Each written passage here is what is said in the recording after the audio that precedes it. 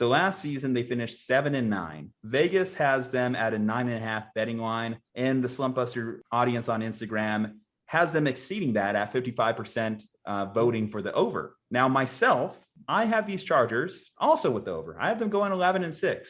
And wow. I think with the additions of Derwin James back to their lineup, hopefully the kid can stay healthy. Joey Bosa, again, health concerns. I think health concerns are something that a lot of Chargers fans would just in general echo when it comes to their team. But if this team can stay on the field, that they made modest improvements to their offensive line, which is ultimately going to be what's going to keep Justin Herbert upright. And then Jalen Guyton, Keenan Allen, Mike Williams. I love that wide receiving core. Overall, I think the Chargers are set up to have a big year. The only thing that could hold them back, I think, is the rookie head coach, Brandon Staley. Kind of came out of nowhere last season. Obviously led the number one Rams defense, but a very top-heavy, veteran-led Rams defense to begin with. When you have Aaron Donald and Jalen Ramsey, a lot of your decision-making is taken out for you. If he can be at least an improvement over Anthony Lynn in terms of time management, that's already a win for Chargers fans.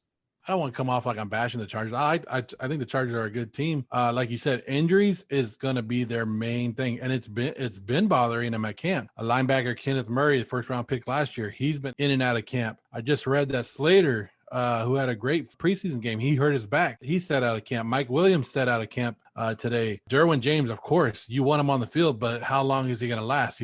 Has he even lasted a whole NFL season? I don't think he has. Same thing with Bosa. You want to see Bosa go. And when that team is 100%, when that defense is 100%, that's crazy.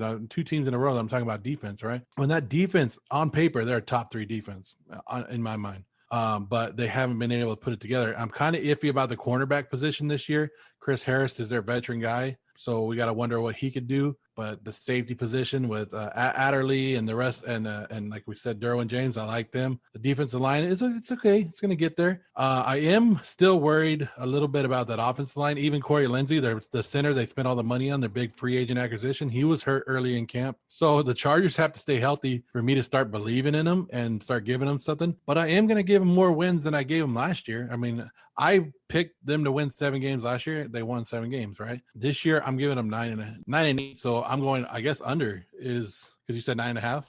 Yeah, 9.5 according to Vegas. So very high line for a team that had kind of mediocre success last year. But I think obviously Vegas understands that there's a lot of parity in the NFL, and every now and then there's just a team that comes out of nowhere, and they think the Chargers could be that team. Yeah, they're hyping the Chargers up. And they deserve it. They deserve a lot of hype. For whatever it's worth, and maybe I'm just dumb. It could be that. But I cannot buy Austin Eckler as a 3-down running back at all. I do not see him as a star running back, and that kind of holds me back from this offense. And right now, besides Keenan Allen, Mike Williams needs to stay healthy. If he stays healthy, great. They have Palmer coming up as a wide receiver, but other than that, they need to show some more weapons for this young quarterback. So they have some question marks, but I believe that they are still a good team, and that's why I'm going 9-8 route.